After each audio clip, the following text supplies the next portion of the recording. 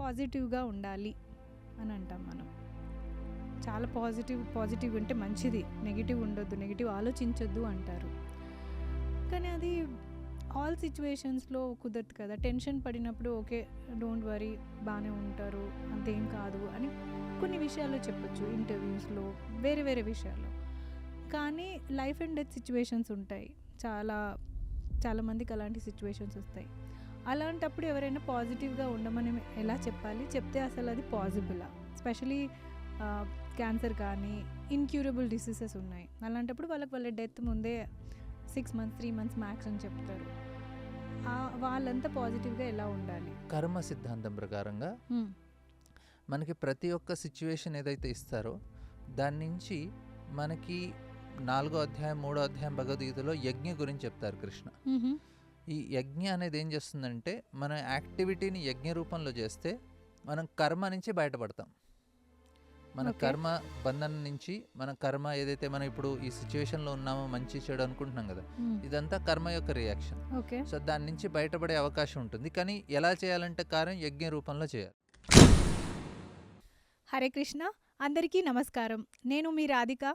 ఈరోజు ఇంకో ఎపిసోడ్తో స్వామీజీతో ఇవాళ మనం పాజిటివిటీ గురించి తెలుసుకుందాం.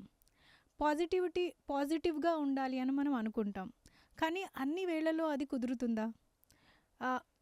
మనం ట్రై చేయొచ్చు, కాకపోతే ఎక్స్ట్రీమ్ కండిషన్స్లో, చాలా సఫరింగ్లో ఉన్నప్పుడు, మన ఫ్యామిలీ మెంబర్స్ ఎవరైనా చావు బతుకులో ఉన్నప్పుడు, లేదా ఎవరైనా క్యాన్సర్తో సఫర్ అయినా, ఏ వరస్ట్ సిచ్యువేషన్లో, వాళ్ళ లైఫ్ అండ్ డెత్ సిచ్యువేషన్లో వాళ్ళని మనం పాజిటివ్ ఉండమని ఎలా చెప్పగలుగుతాం? అలాంటి టైంలో అసలు పాజిటివ్ ఉండే ఛాన్స్ ఉందా? పాజిటివిటీ అంటే దానికి అర్థం ఏంటి? అది మన లైఫ్లో దాని రియల్ డెఫినేషన్ ఏంటి, మీనింగ్ ఏంటి, దాని వల్ల మనకు ఉపయోగం ఏంటి? ఈరోజు మనము రాధా ప్రమోద స్వామీజీతో తెలుసుకుందాం. హరే కృష్ణ స్వామీజీ. హరే కృష్ణ. స్వామీజీ, పాజిటివ్గా ఉండాలి అని అంటాం మనం. చాలా పాజిటివ్ ఉంటే మంచిది, నెగిటివ్ ఉండొద్దు, నెగిటివ్ ఆలోచించొద్దు అంటారు.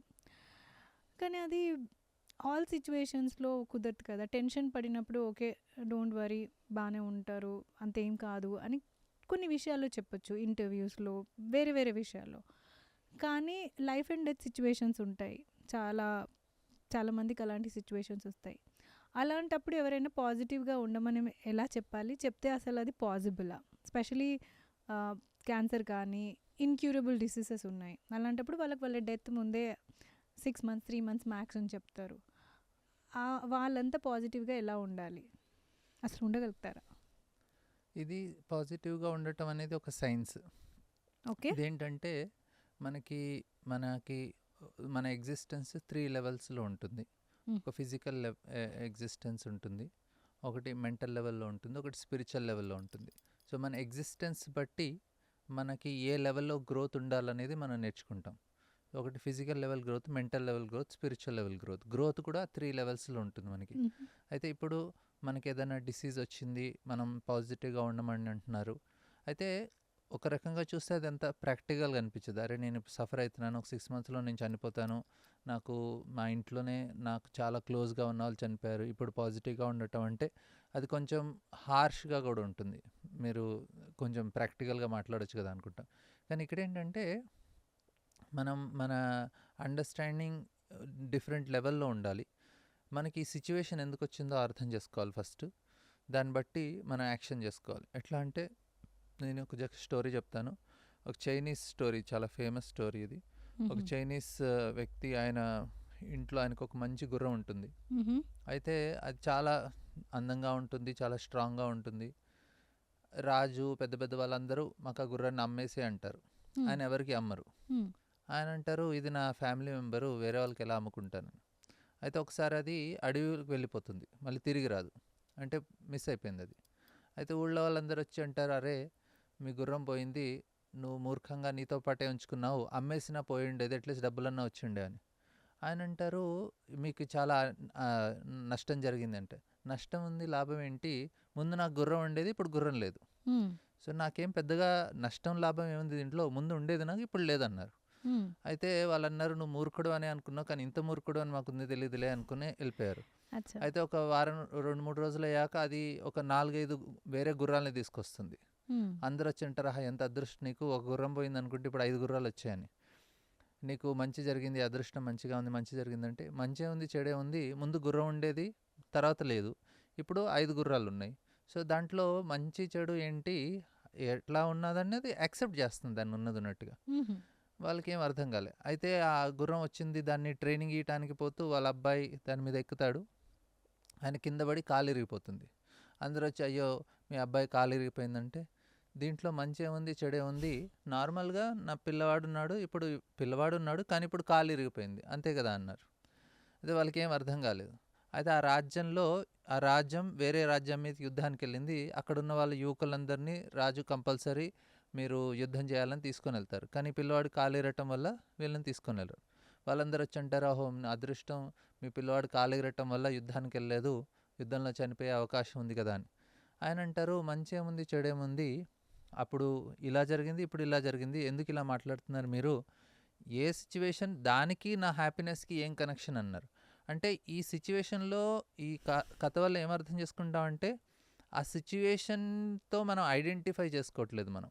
మనకున్నది ఉన్నట్టుగా యాక్సెప్ట్ చేస్తున్నాం సిచ్యువేషన్‌ని. సో, జనరల్‌గా మనం ఏదైతే సిచ్యువేషన్ యాక్సెప్ట్ చేయగలుగుతామో అది ఒక లెవెల్‌లో పాజిటివిటీ. అంటే ఓకే, నాకు ఈ సిచ్యువేషన్‌లో ఉన్నాను, నా హ్యాపీనెస్‌కి దీనికి కనెక్షన్ లేదు. This is the situation I have to be. So, అంటే ఇంటర్నల్‌గా మనం ఆ సిచ్యువేషన్స్‌కి డిస్కనెక్ట్ అయిపోతాం. మనం ఇంటర్నల్‌గా ఒక స్టేట్‌లో ఉంటాము. ఆ సిచ్యువేషన్స్ డిస్కనెక్ట్ అయి ఉంటాం. ఆ సిచ్యువేషన్ యాక్సెప్ట్ చేస్తున్నాం యాజ్ ఇట్ ఈస్‌గా. హ్మ్. సో, మనకి ఏది హ్యాపీనెస్, ఏది డిస్ట్రెస్ అనేది, ఇప్పుడు హ్యాపీనెస్ అన్నది తర్వాత డిస్ట్రెస్ ఉంటుంది. తర్వాత బాధ అనిపిస్తుంది. ఇప్పుడు ఆ పిల్లవాడి కాలేరటం మంచా చెడా అంటే, అరే అది చెడన్నాం. తర్వాత లేదు లేదు మంచయింది అంటున్నాం. ఎందుకంటే యుద్ధానికి వెళ్ళలేదు కాబట్టి. గుర్రం అడవికి వెళ్ళటం మంచయిందా చెడైందా అంటే అప్పుడు చెడన్నాం. తర్వాత లేదు మంచిదయింది అంటున్నాం. అంటే ఏ సిచ్యువేషన్ నీకు ఎక్స్ట్రా గుర్రాలు వచ్చాయి మంచా చెడా అంటే, అది ఎక్స్ట్రా గుర్రం వల్ల కాలు ఇరిగిపోయింది కాబట్టి చెడు జరిగిందంట. అంటే మంచి చెడు అనేది ఎప్పుడు రిలేటివ్‌గా ఉంటుంది. కానీ అందుకే మనం సీరియస్‌గా తీసుకోలేం దాన్ని. హ్మ్. సో, పాజిటివ్‌గా మనం జనరల్‌గా లాస్ వచ్చింది, అరే ప్రాఫిట్ వచ్చిందంటే ఏది మంచి, ఏది చెడు అనేది రిలేటివ్‌గా ఉంటుంది కాబట్టి సీరియస్‌గా తీసుకోవద్దు. ఓకే. సో, మీరనేది చాయిస్ అంటారు. ఆ పర్టిక్యులర్ సిచ్యువేషన్‌ని ఇండివిడ్యువల్‌తో అటాచ్ అయ్యి, లేదంటే ఐడెంటిఫై చేసి ఫీల్ అయితే అది మన చాయిస్. ఇప్పుడు మీరు ఫీల్ అవ్వద్దని డిసైడ్ అయితే ఇట్స్ ఓకే. ఫీల్ అనే కాదు. ఇప్పుడు మీరు ఇప్పుడు కాలిరటం మంచా చెడా? చెడే. కానీ దానివల్ల యుద్ధానికి వెళ్ళలే కదా! తర్వాత వాళ్ళందరూ వచ్చి, మంచి జరిగింది నీకు కాలిరటం వల్ల నువ్వు యుద్ధానికి వెళ్ళలేదు. ప్రాణం అప్పటి ప్రాణం వరకైతే అది చెడే కదా ప్రభుజీ. ఇప్పుడు అంటే అది రిలేటివ్. ఒక ఆ టైంలో అయితే కాలు ఇరగడం చెడే అనిపిస్తది. కానీ అది లాంగ్ రన్‌లో మంచే అయింది కదా! వచ్చేంత వరకు అయితే అలాగే అనిపిస్తది. కానీ అంటే మనం ఎందుకు అది జరిగిందో మనకి తెలియకపోతే దాన్ని మనం చెడుగా భావిస్తాం. కానీ అది నీకు అల్టిమేట్‌గా మంచి జరగటానికే అది జరిగింది. ఒక మంత్రి గారు కూడా ప్రతిసారి ఇలా రాజుగారితో అనేవారు, మంచా చెడా ఏముందని. అయితే రాజుగారికి ఒకసారి ఆహ్, ఆయనకి కూడా ఏదో జరిగినప్పుడు మంచి జరిగిందా, చెడు జరిగిందా? రాజు మంచి జరిగింది, మంచి జరిగింది అంటారు. మంచి చెడేముంది రాజా, అన్నీ మంచే జరిగినాయి అంటారు. అయితే ఒకసారి రాజుగారికి ఏదో జరిగినప్పుడు మంత్రి అంటారు, అది కూడా మంచిగా జరిగిందంటారు. అయితే రాజుగారు కోపం వచ్చి మంత్రిని జైల్లో పెట్టేస్తారు. తర్వాత రాజుగారు యాక్చువల్లీ ఆయన ఏలు కట్ అయిపోతుంది రాజుగారిది. అయితే ఇలా ఏలు కట్ అయిపోయిందంటే, మంచి ఉంది చెడు ఉంది రాజా, మంచి జరిగింది కదా అంటారు. రాజు కోపం వస్తుంది, నా ఏలు కట్ అయిపోతే మంచి జరిగింది అంటావని జైల్లో పెట్టేస్తారు. అయితే రాజుగారు వేటకు వెళ్తారు. అయితే ఒంటరిగా అయిపోతారు, సైన్యం నుంచి దూరంగా వెళ్ళిపోయి. కొంతమంది ఆయన్ని అక్కడ అడవి మనుషులు ఎవరో ఆయన్ని పట్టేసుకుంటారు. వాళ్ళు అనుకుంటారు, సరే ఈయన్ని బలిచ్చేద్దామని. బలికి తీసుకొని వెళ్తారు, అన్ని ఏర్పాట్లు చేస్తారు. తర్వాత మొత్తం చెక్ చేస్తే ఏలు ఉండదు. అయితే అరే ఇది ఆల్రెడీ ప్యూర్ కాదు ఇది, ఎందుకంటే ఏలు లేదు కాబట్టి ఎలిజిబుల్ కాదనేసి ఆయన వదిలేస్తారు. రాజు అనుకుంటారు, అబ్బా నా ఏలు పోవటం మంచిదైంది, లేకుంటే నేను ఇప్పుడు చనిపోయి ఉండేవాడిని. అయితే మంత్రిని వెళ్ళి రిలీజ్ చేస్తారు.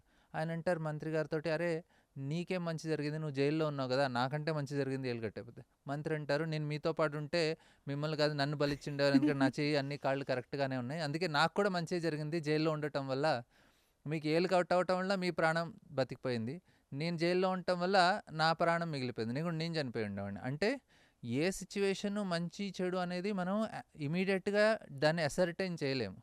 అందుకు మనకి ఆ క్లారిటీ ఉండాలి. ఓకే, ఈ సిచ్యువేషన్ నేను మంచి అనుకుంటున్నాను, కానీ అది ఇప్పుడు మంచి, కానీ అది దాని తర్వాత ఏంటో మనకి తెలీదు. ఈ సిచ్యువేషన్ నేను చెడు అనుకుంటున్నాను, కానీ దాని నుంచి వచ్చే సిచ్యువేషన్ ఏంటో మనకు తెలీదు. సో ఇమీడియట్గా మనం దాన్ని ఇమీడియట్గా చూస్తే ఒకటి అనిపిస్తుంది, కానీ హయ్యర్ లెవెల్లో మనకు ఒక పర్పస్ అంటూ ఉంటుంది. భగవంతుడు దానికి ఒక కాజ్ ఇచ్చారు, దాన్ని నేర్చుకుంటాను. ఓకే, దీన్ని యాక్సెప్ట్ మెయిన్ ఏంటంటే యాక్సెప్టెన్స్ ఉండాలి. సో యాక్సెప్టెన్స్ని పాజిటివ్, దానివల్ల ఏమవుతుందంటే మనం నెక్స్ట్ లెవెల్కి ప్రోగ్రెస్ అవుతాం మన లైఫ్లో, మెంటల్లో నెక్స్ట్ లెవెల్కి ప్రోగ్రెస్ అవుతాం. ఇది ఒకటి. ఇంకొకటి ఏంటంటే కర్మ సిద్ధాంతం ప్రకారంగా మనకి ప్రతి ఒక్క సిచ్యువేషన్ ఏదైతే ఇస్తారో దాని నుంచి మనకి దాన్ని 4వ అధ్యాయం 3వ అధ్యాయం భగవద్గీతలో యజ్ఞ గురించి చెప్తారు కృష్ణ. ఈ యజ్ఞ అనేది ఏం చేస్తుందంటే మన యాక్టివిటీని యజ్ఞ రూపంలో చేస్తే మనం కర్మ నుంచి బయటపడతాం. మన కర్మ బంధనం నుంచి, మన కర్మ ఏదైతే మనం ఇప్పుడు ఈ సిచ్యువేషన్లో ఉన్నామో మంచి చెడు అనుకుంటున్నాం కదా, ఇదంతా కర్మ యొక్క రియాక్షన్. సో దాని నుంచి బయటపడే అవకాశం ఉంటుంది, కానీ ఎలా చేయాలంటే కార్యం యజ్ఞ రూపంలో చేయాలి. అయితే ఇప్పుడు ఎవరికైనా క్యాన్సర్ వచ్చిందన్నారు మీరు. ఇప్పుడు ఆ వ్యక్తికి క్యాన్సర్ వచ్చినప్పుడు ఏం చేయాలి? ఒక ఆమెకి క్యాన్సర్ వచ్చింది, ఆమె ఒక బుక్ రాసింది దాని మీద. అయితే ఆమె క్యాన్సర్ వచ్చినప్పుడు చాలా సీరియస్గా ఉండే, చాలా రోజులు ట్రీట్మెంట్ కూడా తీసుకుంది. అయితే ఆమె ఏమంటుందంటే, నేను క్యాన్సర్ వచ్చినప్పుడు నా మనసులో ఒక కృతజ్ఞతా భావమే ఉంది, నేను కంప్లైంట్ చేయలేదు, నేను అఫెండ్ అవ్వలేదు, నాకెందుకు ఇలా జరిగిందనే ఒక భావన కాకుండా నేనేం చేశాను అలా అటువంటి కాకుండా కృతజ్ఞతా భావంతో ఉంది. సరే, నేనేదో చేసుంటాను తప్పు, నాకు ఇలా అయింది అనే భావంతో ఉంది. ఆ కృతజ్ఞతా భావంతో ఉండటం వల్ల ఆమె అనింది, ఆ క్యాన్సర్ వచ్చాక నా యొక్క సంబంధం నా భర్తతోటి చాలా స్ట్రాంగ్గా అయిపోయింది. అప్పటిదాకా నాకు ఏదైతే సూపర్ఫిషియల్ రిలేషన్ ఉందో, నా భర్తతో నా రిలేషన్ చాలా డీప్గా మారిపోయింది. నా కొడుకుతో కూడా ఇంకా ప్రేమతో నేను నా కొడుకుని మంచిగా ట్రీట్ చేయగలిగాను నేను. అలా నేను పాజిటివ్గా ఉండటం వల్ల కొంతకాలం అయ్యాక ఆమె యొక్క రోగం, ఆ క్యాన్సర్ తగ్గిపోయి ఆమె నార్మల్ అయిపోయింది. అంటే ఆ యొక్క సిచ్యువేషన్, మనం ఏదైతే సిచ్యువేషన్లో మనం పెడతారో మనం ఆ కృతజ్ఞతా భావం ఉండటం వల్ల మనం ఆ కర్మని తొలగించుకోవచ్చు. సో ఆ కర్మని తొలగించి మనం ఒక మంచి స్టేట్కి వచ్చే అవకాశం ఉంటుంది. అంటే ప్రతి సిచ్యువేషన్ని, సరే ఇది నేను చేసుకున్నాను, నేను ఒక పేమెంట్ ఇస్తున్నాను అని కృతజ్ఞతా భావం ఉంటే ఇమీడియట్గా మన యొక్క రియాక్షన్స్, కర్మ యొక్క రియాక్షన్స్ తొలగిపోతాయి. ఓకే, సో ప్రభుజీ, అది ఎవరికైతే అయ్యిందో వాళ్ళు ఈ లెవెల్లో ఆలోచిస్తే ఐఎమ్ షూర్ ట్రై చేయొచ్చు. కానీ సపోజ్ ఇప్పుడు చిన్నపిల్లలు కన్నతల్లి ముంగట చనిపోవడం కానీ, వయస్సులోనే అవ్వడం, తన రక్త సంబంధం కానీ తన ప్రేమించే వ్యక్తి సఫరింగ్లో ఉన్నప్పుడు, వాళ్ళు బతకరు లేదంటే వాళ్ళ లైఫ్ లేదు అన్నప్పుడు, ఈ వ్యక్తి ఎవరైతే సాక్షిగా చూస్తున్నారో వాళ్ళకి వాళ్ళలా అయిపోతుంటే వీళ్ళు యాక్సెప్ట్ చేసి ఉండడం చాలా కష్టం. పాజిటివ్గా ఎలా ఉంటాం సంబడీ ఈజ్ డైయింగ్ అంటే? అది కూడా కరెక్టే. ఎవరైనా మన కళ్ళ ముందు చనిపోతున్నారు, ఎవరైతే ఫ్యామిలీలో వాళ్ళు యంగ్గా ఉన్నప్పుడు, మ్యారేజ్ అయ్యి జస్ట్ ఒక చిన్న పిల్లవాడు ఉన్నాడు, అప్పుడు ఆ వ్యక్తి చనిపోతారు. ఈ సిచ్యువేషన్స్లో పాజిటివ్గా ఉండమని చెప్పడం అది చాలా, అంటే అంత కొంచెం అన్రియల్గా ఉంటుంది. ఇంకోటి ఏంటంటే మన యాక్సెప్ట్ చేయాల్సిన ఫ్యాక్ట్ ఉంటుంది ఒకటి, ఏంటంటే అది కర్మ అనేది. ఆ టైంలో వాళ్ళకి చెప్పలేము, కానీ లాంగ్ రన్లో వాళ్ళు యాక్సెప్ట్ చేయాల్సింది ఏంటంటే, నేను ఈ సిచ్యువేషన్లో ఉన్నానంటే నేనే ఈ సిచ్యువేషన్ని క్రియేట్ చేసుకున్నాను. నేను ఏ లైఫ్లోనో ఏదో ఒకటి మిస్టేక్ చేసుంటాను, అందుకే ఈ సిచ్యువేషన్స్లో ఉన్నాను.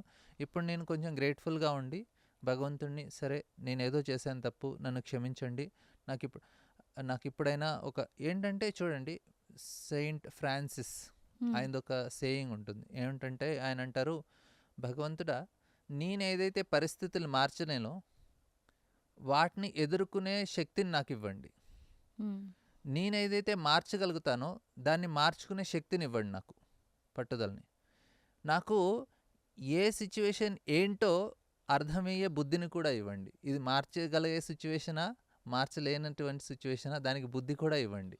అయితే 3 things: give me strength to accept what cannot be changed, and give me determination and strength what can be changed, and give me intelligence to understand difference between both. అయితే ఇప్పుడేంటంటే కొన్ని సిచ్యువేషన్స్ మన లైఫ్లో మనం చేంజ్ చేయలేం. మ్మ్. దాని మీద మన ఎనర్జీని లామెంట్ అవుతూ బాధపడుతూ ఎనర్జీని దాని మీద ఎందుకు స్పెండ్ చేయాలి? ఇప్పుడు చాలామందిని మనం అబ్జర్వ్ చేస్తే మనం కొన్ని విషయాల గురించి బాధపడుతున్నాము, కానీ ఆ విషయంలో మనం ఏం చేయలేం కూడా. ఆ సిచ్యువేషను మార్చలేము, ఆ పరిస్థితులు ఏం మార్చలేము, కానీ స్టిల్ దాని గురించి మనం బాధపడుతున్నాం. అంటే ఏంటి?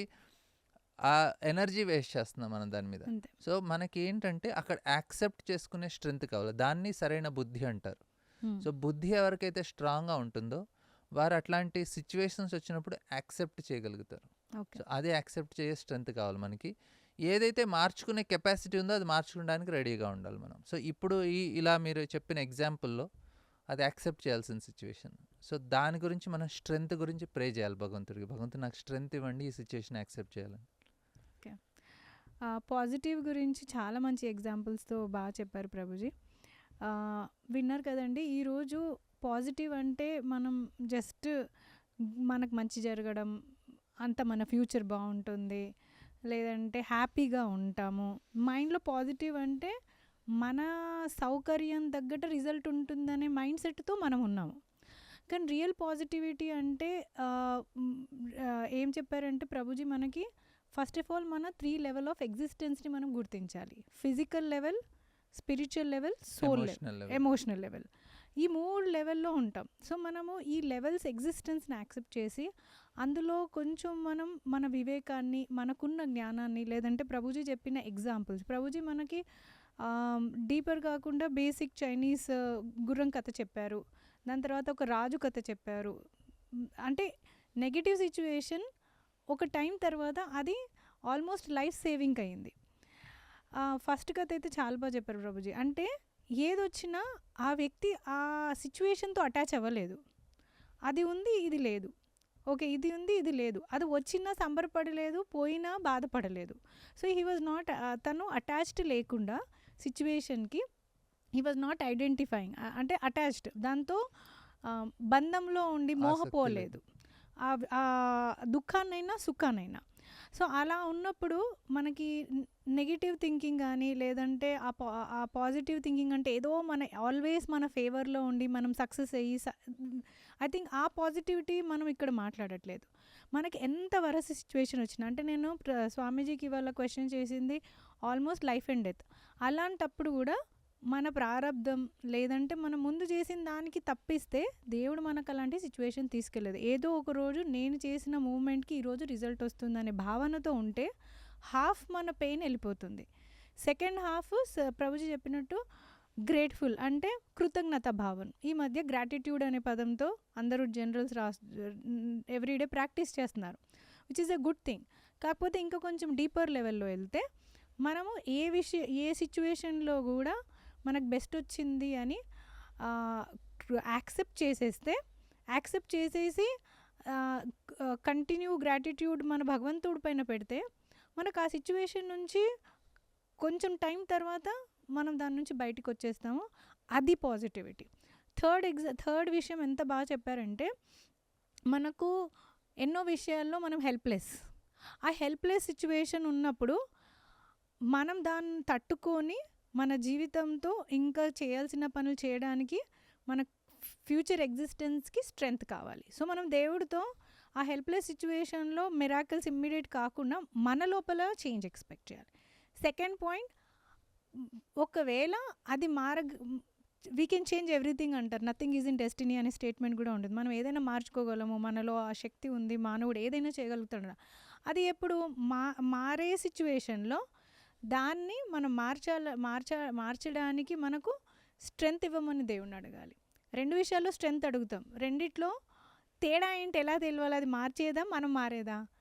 ఆ వివేకాన్ని కూడా మనం భగవంతుణ్ణి అడగడానికి మనకు శాస్త్రాలు హక్కిస్తున్నాయి. కాకపోతే అంత మంచి విషయాలు అడగడానికైనా మనకు జ్ఞానం కావాలి. ఈరోజు ప్రభుజీ మనకు అంత మంచి జ్ఞానం ఇచ్చారు.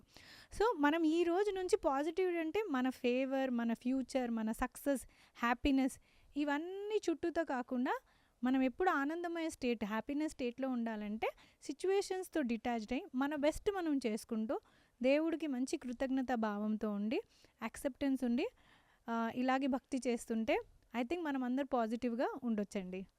మరొక ఎపిసోడ్తో నెక్స్ట్ వీక్ ఇంకో టాపిక్తో రాధా ప్రమోద స్వామీజీతో మీ ముందుంటాము. హరే కృష్ణ. హరే కృష్ణ.